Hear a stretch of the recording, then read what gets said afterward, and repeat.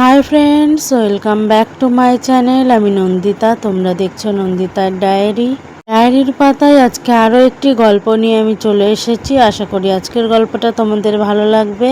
গল্পটা ভালো লাগলে একটা লাইক করো, কমেন্ট করো, চ্যানেলটা সাবস্ক্রাইব করে আমাকে সাপোর্ট করো। আর যারা ফেসবুক থেকে দেখছো তারা ফলো করে দিও।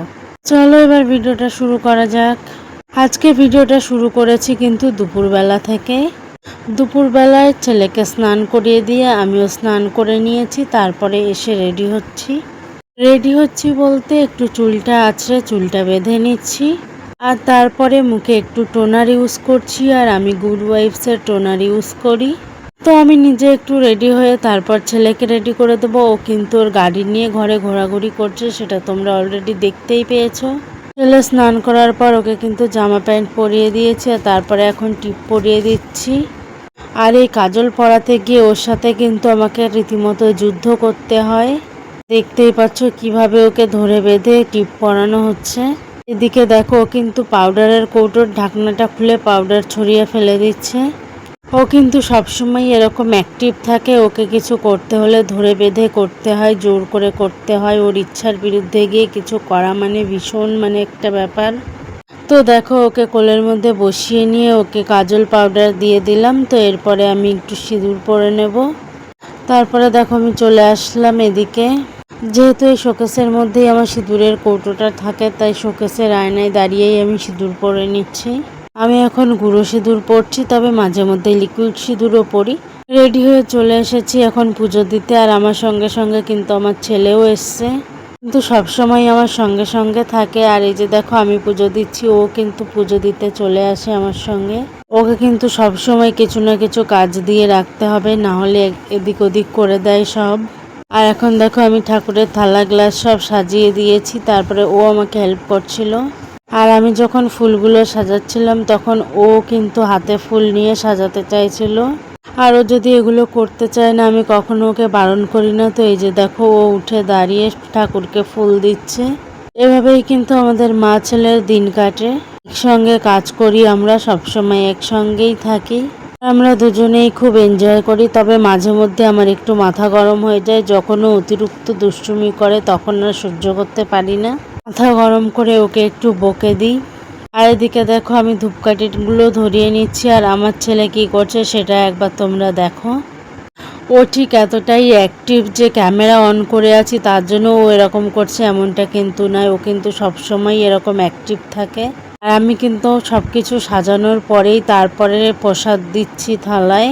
সব কিছু সাজানোর পরে প্রসাদ দিই, তার একটাই কারণ, ঠিক এইটা দেখো। প্রসাদ দিতে দিতে কিন্তু আমার ছেলে প্রসাদ খেয়ে নিচ্ছে।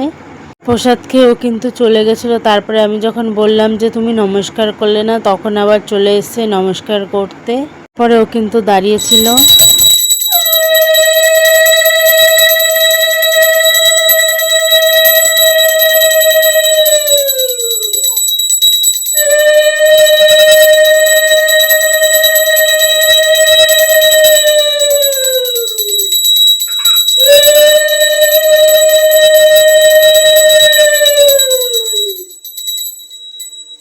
ছেলেকে দুপুরবেলায় ভাত খাইয়ে দিয়েছি, তারপর আমিও ভাত খেয়ে নিয়েছিলাম। আর তারপরে কিন্তু ছেলেকে ঘুম পাড়িয়ে দিয়ে আমি নিজেও একটু ঘুমিয়েছিলাম। তারপরে ঘুম থেকে উঠে ফ্রেশ হয়ে দুজনে দেখো জামা কাপড় তুলে নিচ্ছি। আর তারপর বিকালবেলায় আমরা একটু বাইরে ঘুরতে গেছিলাম, সেগুলো আর আমি ভিডিও করিনি। আর এখন দেখো সন্ধ্যাবেলায় আমি চলে এসেছি যে এখন কিছু টিফিন বানানোর জন্য। তো ভাবলাম আজ একটু ডিম পাউরুটি করা যাক, ডিম টোস্ট। অনেকদিন ডিম টোস্ট খাওয়া হয় না। দেখো আমি ব্রেডগুলো নিয়ে এসেছি, তখন কিন্তু আমার ছেলে ব্রেড চাইছিল, তো ওর হাতে একটা ব্রেড দিয়েছি। ও কিন্তু এখন বসে বসে ব্রেড খাচ্ছে। আর আমি ফার্স্টে ব্রেডগুলোকে একটু সেঁকে নেব, তারপরে ডিম দিয়ে টোস্ট করব। কে কে ডিম টোস্ট খেতে ভালোবাসো কমেন্ট করে জানিও। তো চলো এবার রেডি করে নিই সন্ধ্যার টিফিন।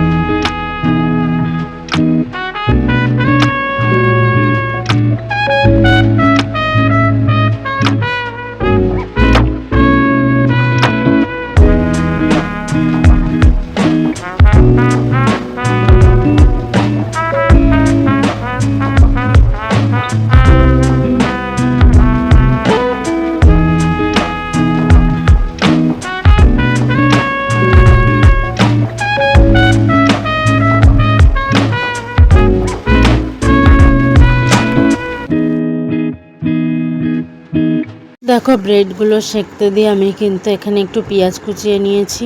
সন্ধ্যাবেলায় প্রতিদিন আমি ছেলেকে 1 গ্লাস করে দুধ দিই, তো সেটাই ও চাইছিল আর ওকে আমি দুধটা দিয়ে দিলাম। তো ওর কিন্তু এখন অভ্যাস হয়ে গেছে, সন্ধ্যাবেলায় ওকে 1 গ্লাস দুধ না দিলে ওর একদম ভালো লাগে না, ও নিজে থেকেই চায়।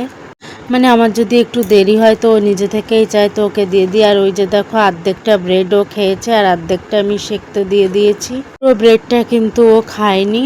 এদিকে ব্রেডগুলো আমি সেঁকে নিচ্ছি আর এদিকে দেখো আমি হাতে করে ডিম নিয়ে এসেছি। আর এই যে অর্ধেকটা ব্রেড ও রেখে দিয়েছে, ব্রেডটা সেঁকে নিয়ে আমি একটু খেয়ে নিলাম। আর ওকে আমি জিজ্ঞেস করলাম খাবে নাকি, তো ও বললো খাবে না।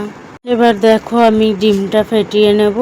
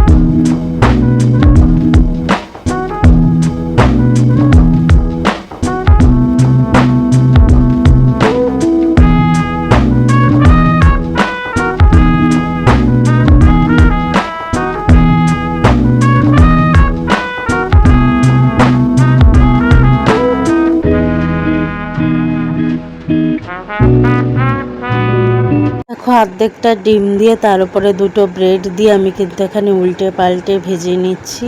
আর আমার ছেলে যে অর্ধেকটা ব্রেড খেয়ে রেখেছিল, তো ওইটা আমি সেঁকে নিয়েছিলাম, তো ওইটা আমি একটু খেয়েছিলাম আর ওকেও এখন খেতে বলছি। কিন্তু ও আর ওই শুকনো ব্রেড খাবে না, ও এখন এই ডিম টোস্ট খাবে। তো আমি আমাদের দুজনের জন্য ডিম টোস্ট বানিয়ে নিচ্ছি। দুটো ডিম আর 4টে ব্রেড দিয়েই আমাদের সন্ধ্যার টিফিন বানিয়ে নিচ্ছি। তোমরা সন্ধ্যাবেলায় কি খেয়েছো কমেন্ট করে জানিও। তো আমরা কিন্তু এক এক দিন এক এক রকম টিফিন খাই সন্ধ্যাবেলায়, বেশ ভালো লাগে পরপর এক টিফিন না খেয়ে মাঝে মধ্যে একটু উল্টে পাল্টে খেতে। আর দেখো আমার ছেলে যেহেতু বড় হচ্ছে, তো আমি চেষ্টা করি ওকে সবসময় ঘরের খাবার খাওয়াতে। বাইরের খাবার ওকে খুব বেশি দিই না, খুব বেশি কি একদমই দিই না, আমি সবটাই ওকে ঘরে বানিয়ে খাওয়ানোর চেষ্টা করি।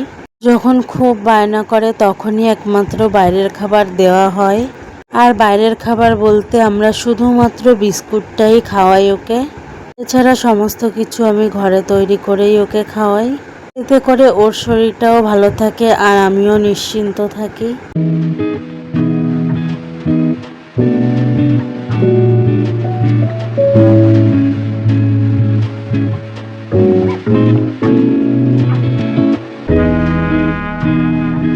দেখো তোমাদের সঙ্গে কথা বলতে বলতে কিন্তু আমার ডিম টোস্ট রেডি হয়ে গেল। দুপুর থেকে সন্ধ্যা পর্যন্ত আমি কি কি কাজ করি তার কিছুটা অংশ তোমাদের সঙ্গে শেয়ার করলাম। ভিডিওটা ভালো লাগলে একটা লাইক করো, কমেন্ট করো, চ্যানেলটা সাবস্ক্রাইব করো। যারা ফেসবুকে দেখছো ফলো করে দিও। তোমাদের সঙ্গে দেখা হচ্ছে পরের ভিডিওতে। বাই।